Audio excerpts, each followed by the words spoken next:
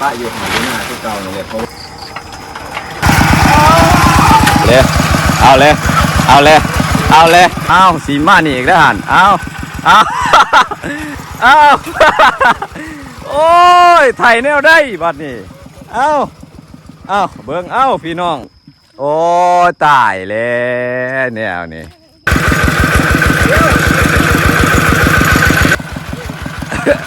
เพิ่นบาดตัวยังโดบัดนี้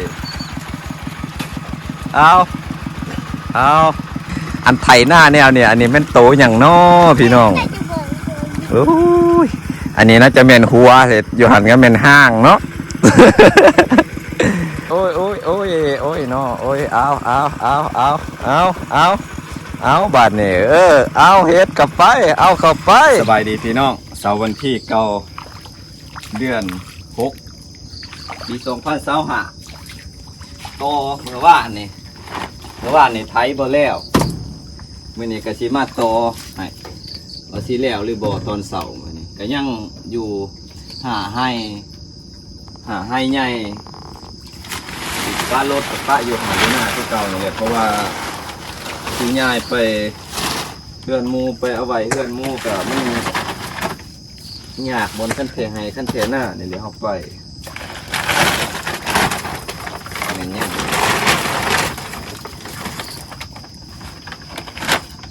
ได้นอนหน้าเลยคืนนอนอยู่คนเดียวรถผมมีคนเฝ้าปกติเข้าไปยานเข้ากับปะไปตัวที่เข้าไปยานคือการที่เอาไปบอลที่เชื่อจริง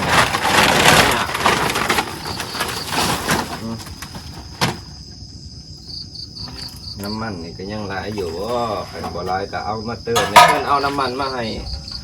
คอยในเพื่อนใส่อยู่ในท้องหันเด้อท้องของท้องก็ค่ายของเราหันเด้อ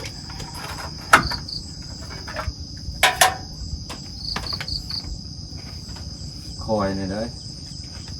คือว่าลงไหวเถอะเอาน้ำมันไหวเถอะเจ้าเมื่อวานนี้โอ้น้ำจนเบิดเลยน้ำแห้งเลย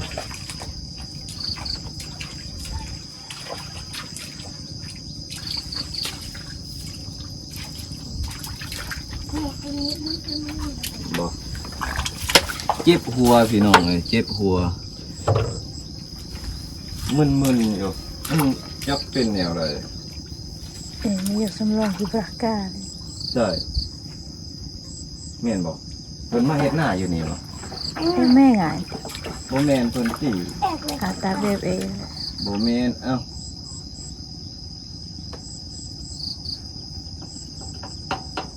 บ่ว่าเพิ่นวัดแม่หุดนายจนเสร็จแม่หุดอ้ำเลยบอกโยสุงลองอ่ะก็ที่ประกาศโยสุงลองบักคนแก่เอาทางนี้กระจักที่บอกว่าเพิ่นสิมาเฮ็ดอยู่นี่นกบางเลาะก็ไอ้เจ้าลอยจนต้นไหนเราเบิกผมก็เสียเวลาโขกคนสิหุดหน้าสิ เดินไปหุดนึกกันละหุดเป็นจ้างเนาะ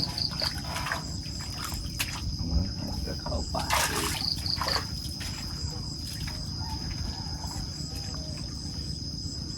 ไอ้สำลอก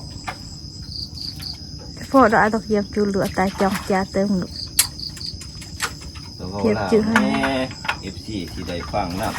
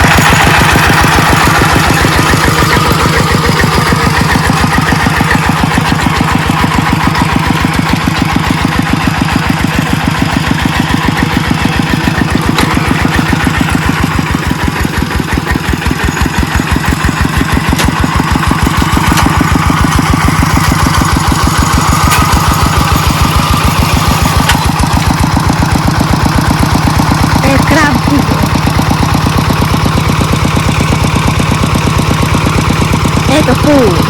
เจ้าไอ้เด็กตะปูเว้ย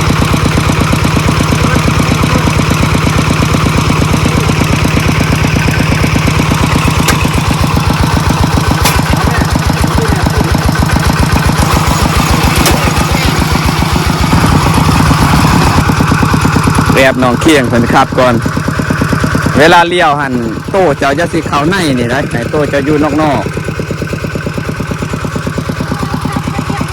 เอาเจ้ากะโง่มานี่คันเลี้ยวมานี่เจ้ากะกั้มเบื้องนี่เออ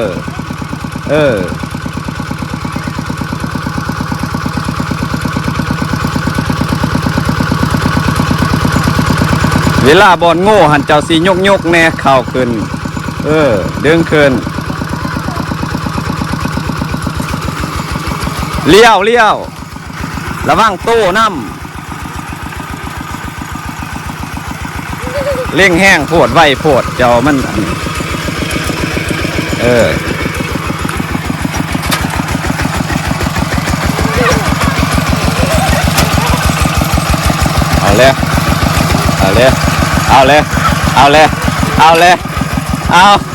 เอาบาดนี่เอา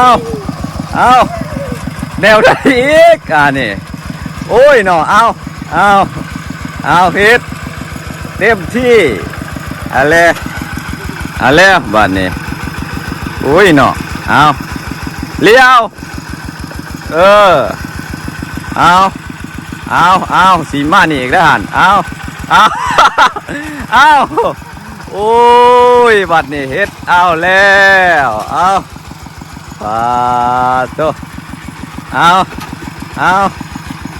เต็มที่เฮ็ด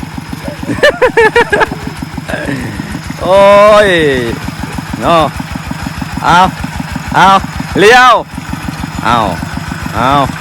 าเฮ็ดได้บัดนี่เอา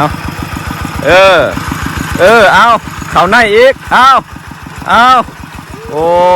ยไปหามปึ๊ดบัดนี่เอาแล้วเอา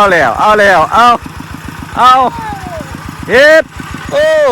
มาพี่อีกได้เอาโอ้ยไถแนวได้บัดนี่เอาเบิ่งเอาพี่น้องไถแนวได้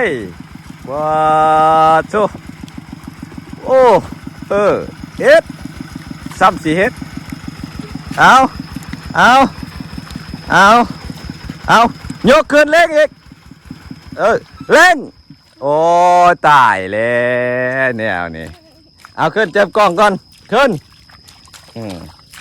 โอ้ยตายแล้วจะเห็ดเนี่ยเลี้ยวก็เลี้ยวดีๆนี่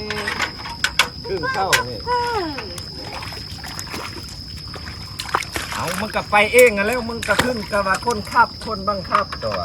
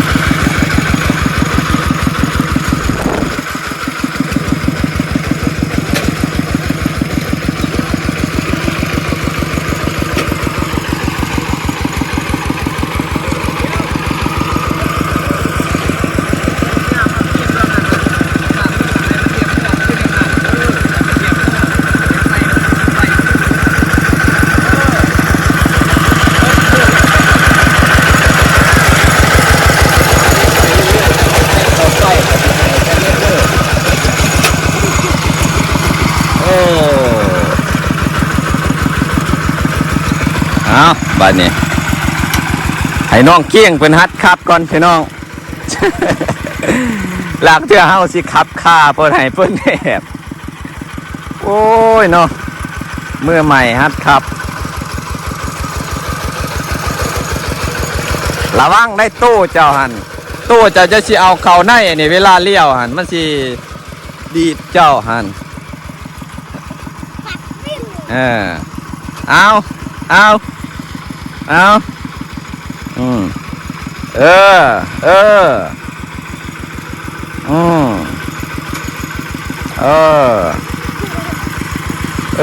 อ้าวบัดนี้เอ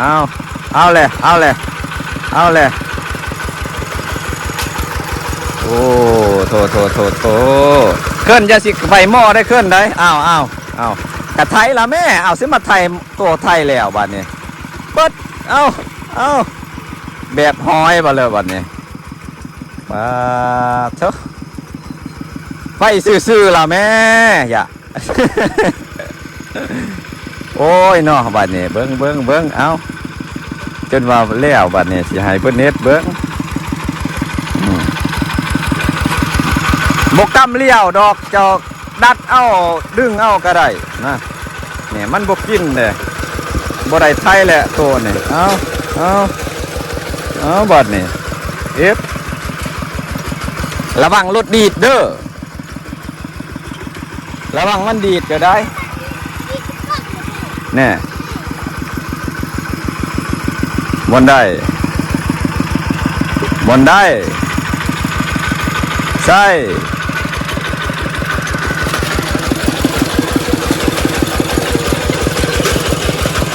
แน่ตัวได้วะคือบ่เห็นจะซี่ให้เบิ่งเด็ดตี้มันเหียต้นได้จะเห็นบ่มันเหียตัวได้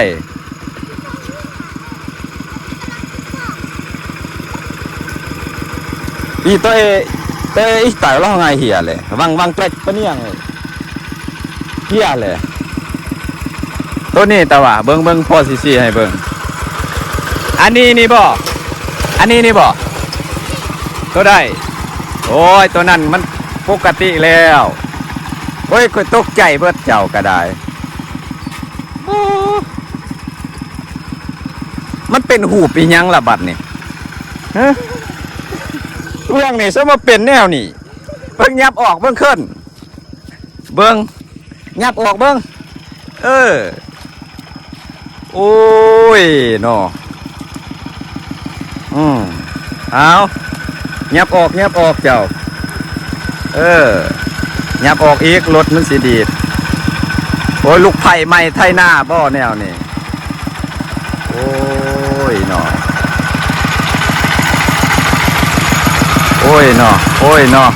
าะปอดว้าเอาเป็นหูบยั่งละบัดนี่เอาเป็นหูบเลยบัดนี่เอา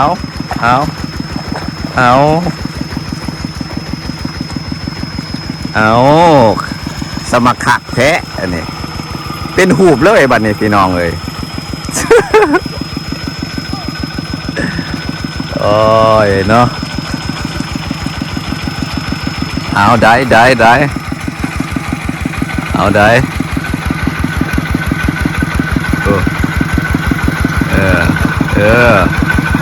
เอาระวังรถดีดเด้อเอาบัดนี้เอาเป็นโตอีหยังอันนี้ เพิ่นบาดโตหยังดอบัดนี้เอา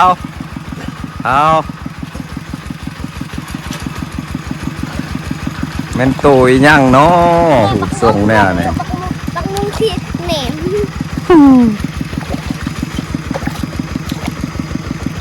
ปุ่นเป็นโตหยังเนาะ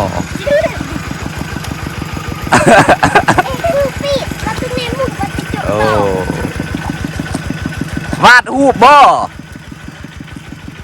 เป็นโตอีหยังอ่ะเอาแล้วบัดนี้เอาแล้วโอ้ย เอ้ยบัดนี้เอาเอ้ยโอ้ยแม่นตัวยังน้อเอ้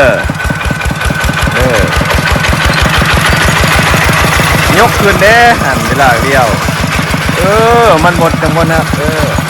แม่นตัวยังน้อบัดนี้ไผ่แบบนี้พอได้ไผ่เป็นไผ่แม่เจ้าใดบ่เปิดว่าเอาแล้วโอ้ยได้การอุ้ยมันตัวอย่างน้อพี่น้องเอ้ย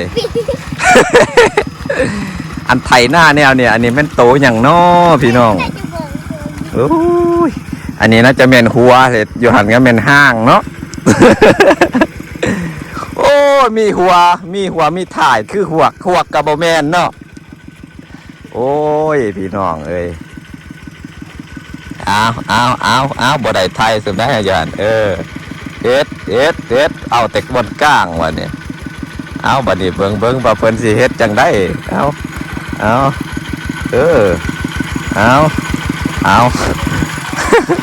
อย่าสิดราม่าผมเด้อครับพี่น้องคลิปนี้น้องเที่ยงเพิ่นสมัครอยากไทยเองเลยเนี่ยเอาโอ้พอได้อยู่เนาะ โอ้ยแม่นตู้อีหยังอ่ะน่ะโอ้ยเนาะโอ้ยเอาบัดนี่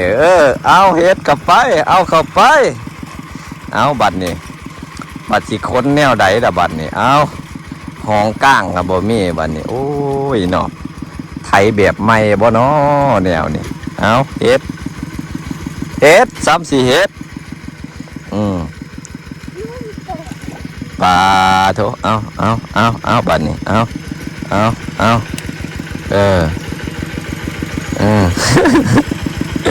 เพิ่นสมัครใจเองเด้ครับพี่น้องยี่สีดราม่าผมเด้อครับเพราะว่าน้องเพิ่นว่าอยากขับลองเบิ่งอยากรู้ว่ามันเมื่อยบ่มันยากบ่เพิ่นว่าเอาบัดนี้พอใจแล้วบ่บัดนี้เอาสิไถบนได้แล้วบัดนี้เอาโอ้ยเนาะโอ้ยจังแม่นเป็นโค้งคัก เอาโค้งคักบ้านนี่บัดไทยคนนี่ก็สิโค้งแน่นี่บ่เอาบัดนี้เอาไทยบนได้อีกเนาะบัดนี้โอ้ย่างอีกบ่โอ้เนาะป้าพี่น้องเอ้ยเพิ่นเป็นโค้งคักก็ยกขึ้นแหน่เอาเบิดเอาติดเครื่องบ่เขินพี่จับนี่จะสิติดสตาร์ทมันได้บ่จับกล้องนี่โอ้ยเอามึงจะจับกันกดเลขให้น้ำเน่ตัวโอ้ยลูกไผ่ไหมบ่ไทยเนี่ยฮะ